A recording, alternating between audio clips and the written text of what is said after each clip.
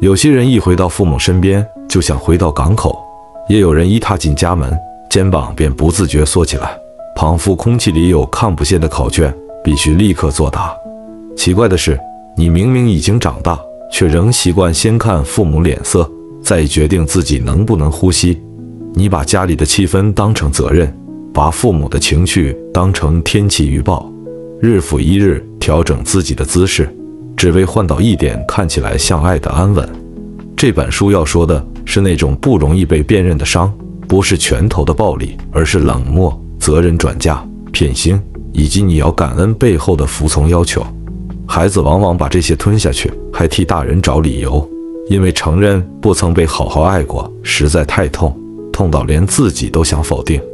於是你更努力、更懂事、更會忍耐，卻也更容易在關係裡迷路。被糟糕對待時不敢離開，因為你從小學到的是你不夠好，你不夠忍耐，才讓事情變糟。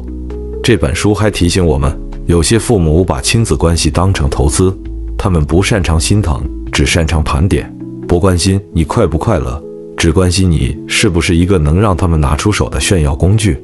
你再怎麼努力，都像在敲一面牆，也等不到一句有你真好。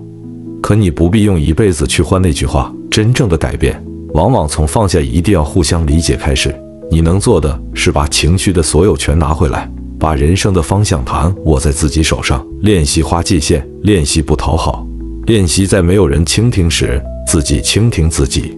有一種難題叫父母想給受傷的大人一個新的許可證，你不需要把原生家庭修好才配得幸福，你可以帶着遺憾前行，把愛从被批准改成自我滋養。當你開始珍惜自己的感受，保護自己的心，那不是背叛家庭，而是終於把生命還給自己，也讓家不再是考場，